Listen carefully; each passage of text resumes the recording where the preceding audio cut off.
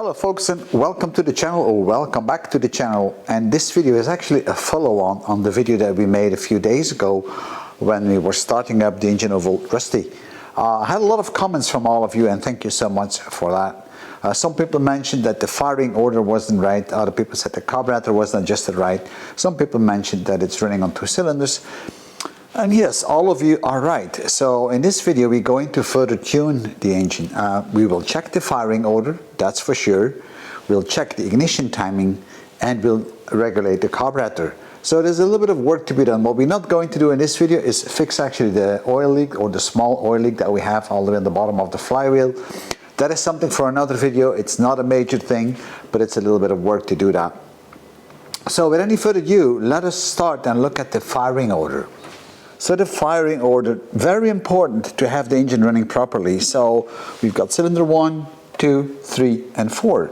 Now in order to have the engine running a bit balanced and without too many vibrations, there is what we call a firing order. The firing order on a gasoline engine is the sequence of cylinders that are going to get a spark applied to it. And there's different sequences depending if it's a 4-cylinder, a 3-cylinder, an 8-cylinder and so on. Now for a 4-cylinder, there are not many variations. Now most 4 cylinders are fitted with what we call a flat crankshaft. So with a flat plain crankshaft, you have 2 pistons that are atop that center. Typically that's cylinder number 1 and cylinder number 4. And then the middle 2 cylinders, 2 and 3, are at the bottom that center. And then of course when the crankshaft rotates, the 2 middle ones go to top that center and the 2 outer ones are going to the bottom that center.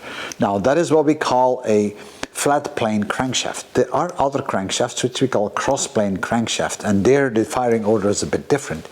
But these are very uncommon. Now this engine right here is having what we call the flat plane crankshaft. In other words, the firing order has to be cylinder number 1 followed by cylinder number 3, just to balance the engine a bit. And then typically it should be cylinder number 4 and then cylinder number 2. So we got cylinder number 1, 2, 3 and 4. And on the distributor, we know that the distributor rotates clockwise. So this is cylinder number 1.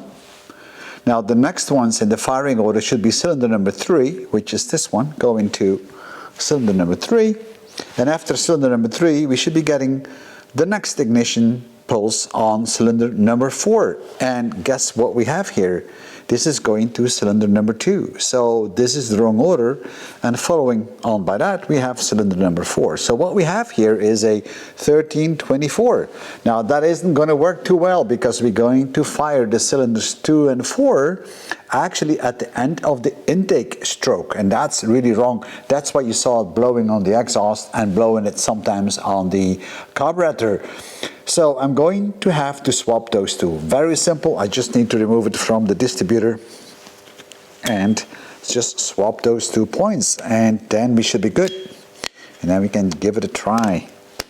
Not a lot to it. So this was a cable mistake by Steve, and thank you guys for those of you that spotted it. Good catch. Thank you. So now that should be good. So again, cylinder number 1, cylinder number 3, the next one is cylinder number 4, and then we have cylinder number 2. So now we should have a decent start of that engine. So I would say let's give it a try. So now that we have the firing order sorted out, we're going to give it a try and crank it up. We still have to adjust the ignition timing. We still have to adjust some other parts on the engine, the carburetor for instance, but that's coming later. First of all, now let's see if we can get it started. So I'm going to put the choke up because it's pretty cold. It's around 2 degrees centigrade, so we'll see how it goes, if we can get it started or not.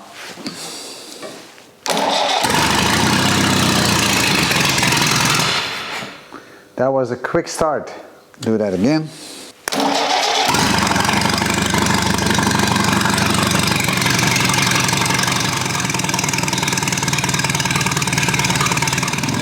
So now we're going to adjust the advance.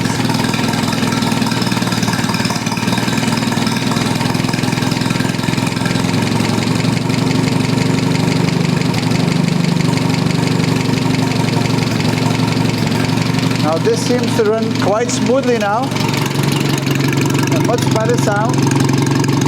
The choke is off.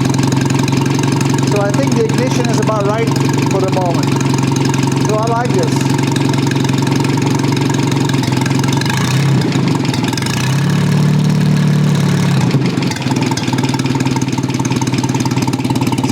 runs now very smoothly.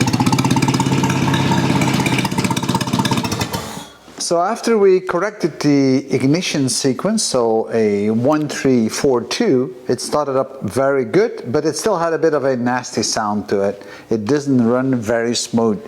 So I actually adjusted, and you could see me adjusting it on the side here, the timing a bit. So I rotated a bit while the engine was running without the strobe light or anything.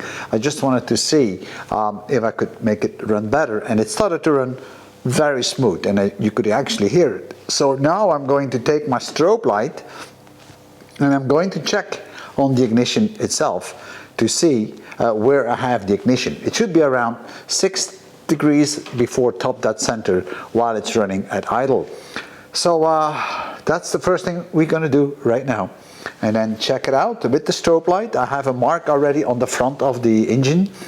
So when I assembled it, I did that mark, so we can actually check on that and see how it goes.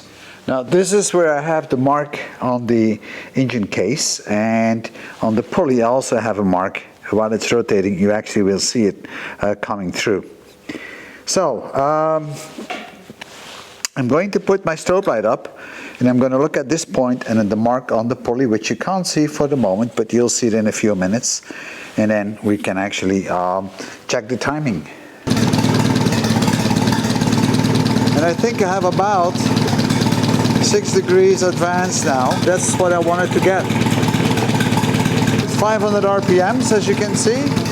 Don't mind the belt on the fan for the moment. I need to replace that one.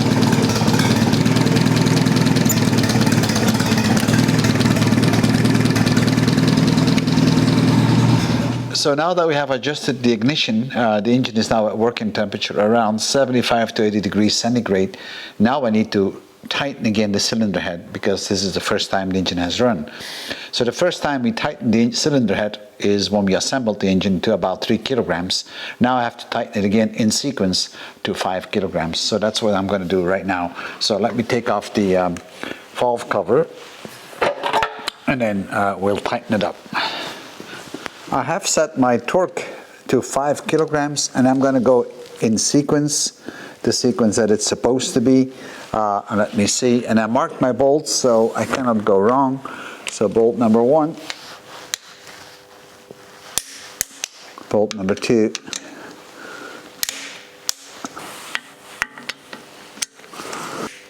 okay, 4,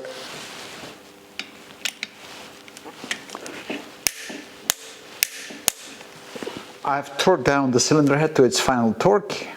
So now we still have one more thing to do, is to adjust the carburetor, and for that one I'm going to use a color tune. Now to adjust the carburetor, there's different ways to adjust the carburetor, but I'm going to use what we call a color tune. And this is nothing more than a transparent spark plug, so you can look through the sides here. It's kind of glass. So we're going to extend the spark plug, and then we can connect the lead on the top here, and we'll plug this into the cylinder, and then we crank up the engine and we look at the color of that burning. Now the burning should be bosom blue, so it's the kind of blue that you see in your chemical labs. You know, when you have your bosom burner, that's the kind of blue you want to see. That means it's a correct mixture.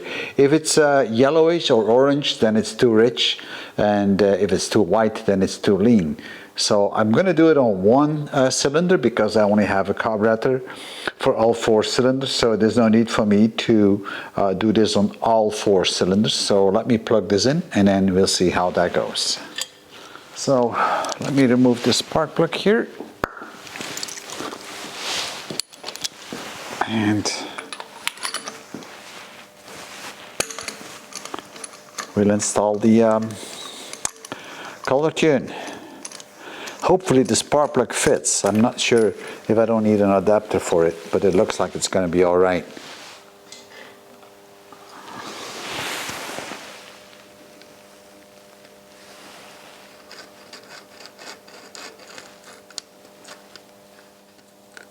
So let's make sure it's a tight fit. Okay, not over tighten it. By the way, this is a plastic socket that fits over the adapter for the color tune spark plug, so otherwise it won't fit to a standard spark plug key. or wrench. All right, so let's stick it in here and see. All right. Oh, okay, so I still need to put the top on because that's part of the spark plug itself, otherwise I have a bad contact. Right. And now we will try to look inside and see what kind of color we have once the engine is running. So I'm going to try to put the camera in the right spot so you guys can actually see it. Hopefully it will work out.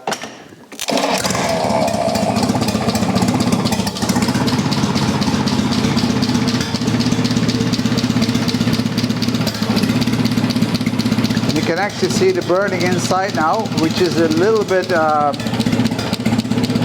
on the light side. So I think that color looks okay to me, so that should be okay.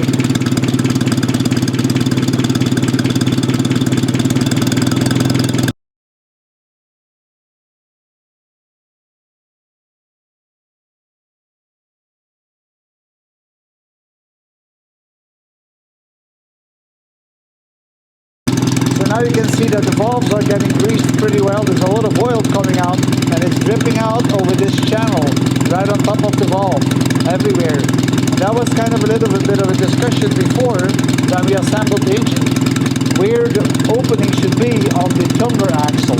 So it is in the right place because we see the oil streaming out slowly and greasing the valves.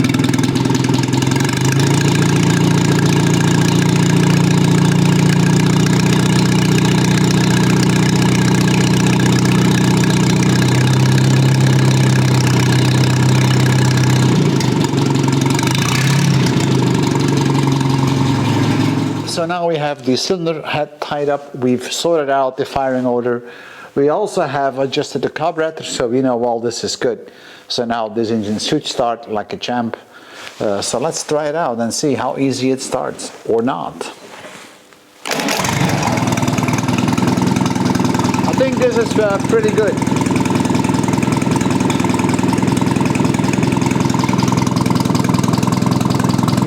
And it runs very smoothly, as you can hear. I'm now next to the exhaust and I have no muffler on, so this sounds real good. Alright, so there's a few more things to do now, is to find out this oil leak here on the side on the flywheel, but I know where that is, so that is not a major issue. That's just a simple seal that I need to double check why is this not closing up. And for the rest, I think the engine is ready.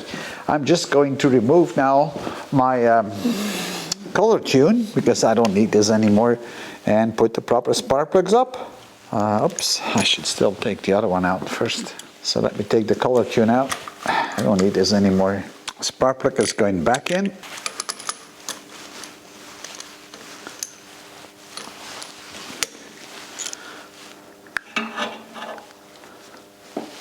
There we go. And of course now I can put the cover back on. I'm just going to lock down the valve cover. Now this engine is maximum running 3,500 RPMs and not more than that. So it's a very low running engine in terms of RPMs. It doesn't have a lot of power either, but hopefully enough to pull old Rusty, because that's the engine that was in it. But besides that, it doesn't develop a lot of horsepower either. It's about 11 horsepower, so that's not a hell of a lot for a truck. So I'm very curious to see on how that's going to work. Anyhow, I think we now have a good running engine, so I'm going to put it aside, and yeah, it's ready to be put in the truck whenever we are ready with the truck. So there's still a lot of work to be done on old Rusty itself. I don't want to tighten this too tight. All right. I can always do a bit more afterwards. So guys, I hope that you enjoyed this video as much as I did. Now we have a running engine, and I'm just going to clean it up a bit because we've been messing around with the oil and so I like clean engines, and I hope to see you in my next video. And if you want to see on how we assembled this whole engine, then check the my YouTube channel, and you will see how we disassembled the engine, how we assembled the engine, and how we got to the state where it is now. And I think it's in a good working state. Although I have to say, I think I still have to do a change on the carburetor. I don't think I'm going to have enough fuel to feed the engine, because this is a different carburetor, so I may change the jets, but I will see that once the engine is in the truck, and then we're going to try and see what it does. It's a little bit hard to judge that, you know, on an engine which is out the car and you're just adjusting the carburetor on idle. You know, that's not where we should do it. But overall, this is working pretty well. I don't see a lot of issues at all. So yeah, this is good. I'm just gonna clean this and put it in the carburetor so nothing can fall in. All right, so let me assemble now the video, and then I can show it to you on YouTube, by which time you already have seen it. Thank you for viewing, and I'll see you in my next video. Bye bye.